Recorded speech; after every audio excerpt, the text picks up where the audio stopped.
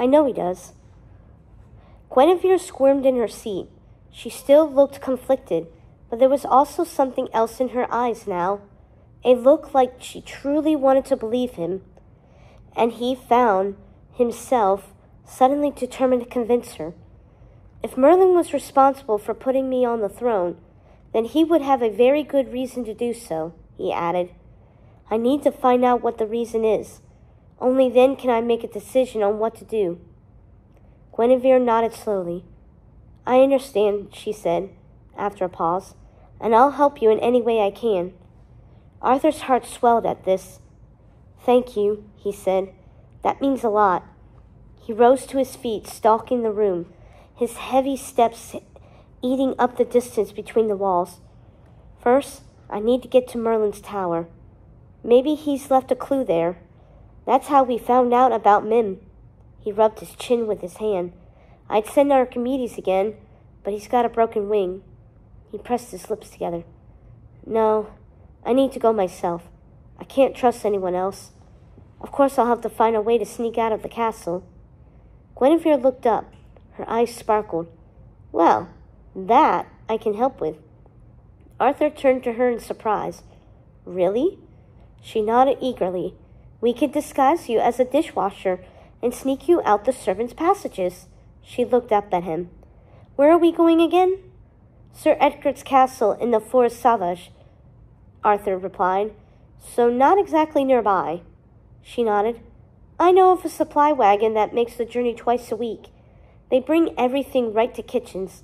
If we could stow away in the wagon, they'll take us right to where we need to go. Arthur felt his heart pound with excitement. Guinevere, you're brilliant. Her cheeks turned bright red. I don't know about that, she hedged. I mean, it may not even work. It'll work, Arthur declared. I'm sure of it. He paused, then added awkwardly, Also, you just said we. Does that mean you're coming with me? He held his breath, waiting for her reply. He knew he should tell her she didn't need to get any more mixed up in this than she already was. That he didn't want to put her in danger, but at the same time, he really didn't want to go alone. At first, she said nothing, and Arthur feared she'd been just caught up in the moment and never meant to volunteer herself for the quest. But at first, she looked up at him, her eyes shiny.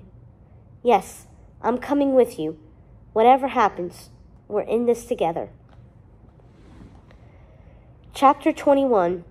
Guinevere. This is for the best.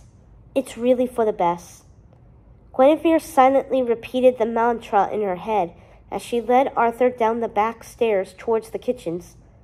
Praying they didn't run into anyone important along the way, she disguised Arthur as best she could, bringing him clothes borrowed from one of the stabled hands, then shearing his head to his scalp.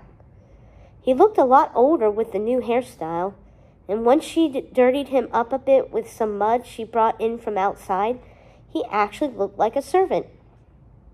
Maybe not surprising, since that was the role he was actually born into. The hardest part was getting him to leave his sword and crown behind. But in the end, she convinced him it was for the best. If they were seen on the road with such treasures by bandits, they could be robbed or kidnapped and held for ransom. Or they could be called out as thieves themselves, as Gwyn had thought Arthur was when they first met in the woods, for possessing items clearly above their rank.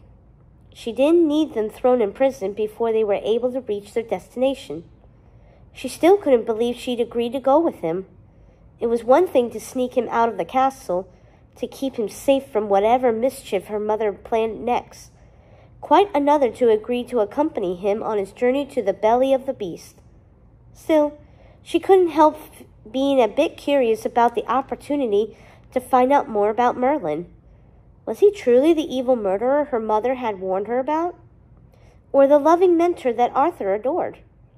Gwyn hoped that traveling to his tower might shed some light on the man and his true intentions. She stole a glance at Arthur. He was so sure his mentor meant only good. Merlin was like a father figure to him. How disappointed he would be if he learned that the man he looked up to was actually an evil mastermind out for destruction. It was going to hurt, that was for sure. At least she would be there to soften the blow. And then, maybe, he'd finally be able to walk away from it all. She would achieve her quest, remove the wrongful ruler from the throne, without any unnecessary violence or magic or tricks. Just the simple truth. While her mother might not agree with her methods, she would have to accept the outcome. I can't believe we're doing this, Arthur whispered, shooting her an excited grin. I never would have been able to manage it without your help.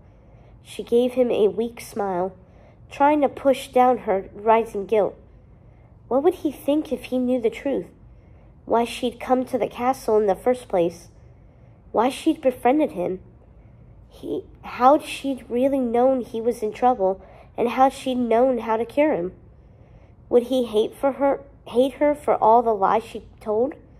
Would he cast her out of his life forever? She shook her head. She couldn't think like that. She just had to stay the course.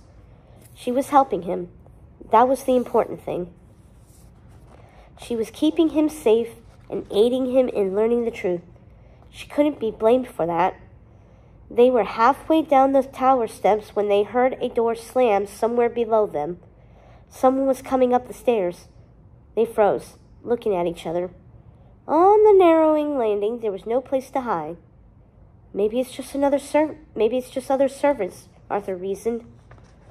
But even as the words left his mouth, voices arose from below them. The king needs to be informed of this, said the first, a deep male voice echoing up the stairs. Let's go wake him then, the second voice urged. Guinevere glanced over at Arthur, seeing his face had gone pure white. Belvedere and Gawain, he whispered. They're coming this way. There's no possibility they won't recognize me, even with these new clothes and this hair. Guinevere's pulse quickened. She looked up the stairs, wondering if they should make a run for it. But even if they did manage to make it back to his chambers, there would be no time for Arthur to change before the knights arrived, and his clipped hair and dirty face would cause all sorts of unfortunate questions. What do we do? She whispered. The voices were getting closer. I don't know. Maybe I could hide my face from them. Arthur tried to turn to face the wall, an attempt to shield himself from view, but he looked so obvious and ridiculous. Gwyn knew it would only catch their attention, but what other option did they have? Could she shield him somehow? But that would be obvious too. Unless... Suddenly an idea came to her. She met Arthur's eyes with her own. Her hands were trembling, but she shoved them behind her back. Just go with it, all right? She asked. There was no time to explain anything. Fortunately, he nodded. The voices were just around the corner. Guinevere stepped up to Arthur, drawing in a shaky breath, then pressed him against the wall, covering him with her body. What are you... he started to say, but she silenced him with a kiss. Just as Belvedere and Gawain rounded the corner. Well, well, what have we interrupted? Gawain asked jovially. Belvedere made a tisking noise with his tongue. Servants. No wonder nothing gets done around here. He rolled his eyes and kept climbing the stairs. Gawain flashed Gwyn and Arthur a knowing grin, then scurried off behind Belvedere.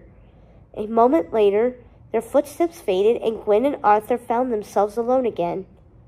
Guinevere stepped away from Arthur, turning her head to avoid his eyes. She couldn't believe she'd just done that. She'd never kissed anyone besides her mother before, and her stomach was doing flip-flops like a fish out of water. Sorry, she stammered. I wasn't sure what else to do.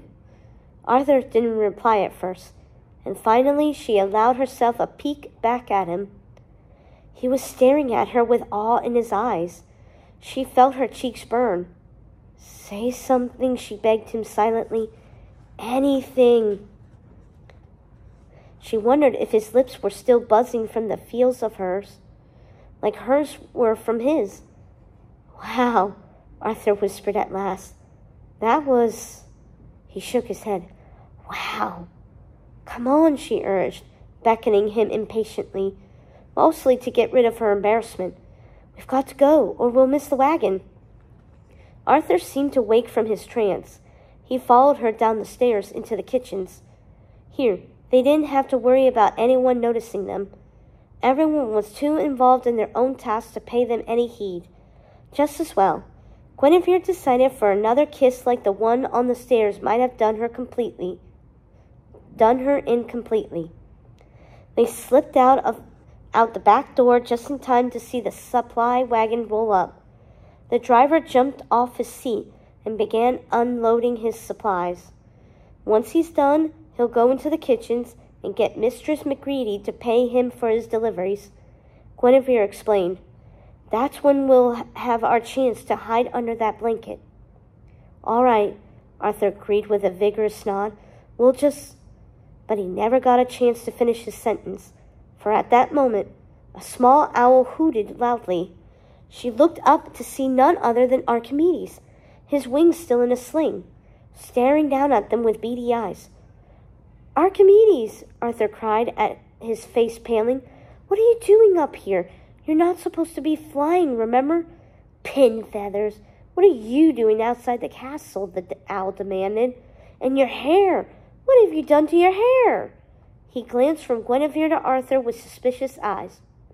Look, it's a very long story, and I don't have time to fully explain, but I need to get back to Merlin's tower to figure some things out, Arthur explained.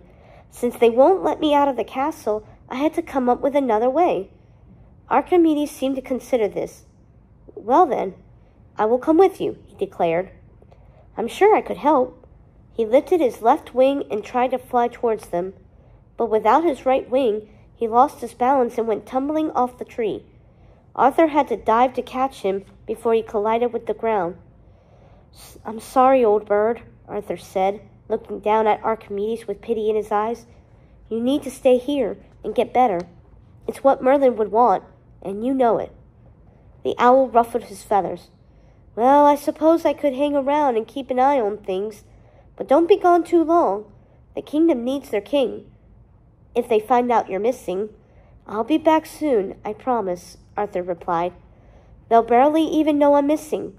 He leant forward and gently set the owl on the ground.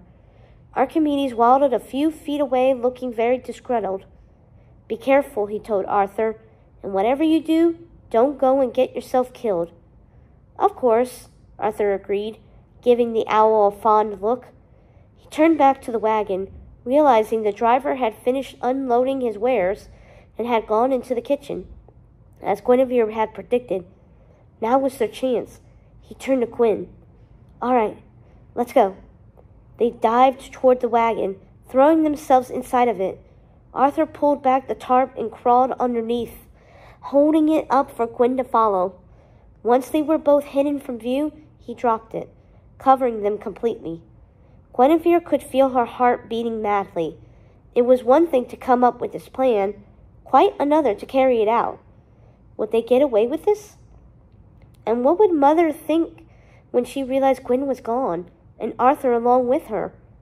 A chill tripped down her spine. Maybe this was a bad idea. But then she felt something warm on her palm. She glanced down. In the darkness under the tarp, she could barely see the outline of a hand slipping into hers. A moment later, she felt a small, comforting squeeze. This was a good plan, Arthur whispered, and suddenly she didn't feel afraid anymore.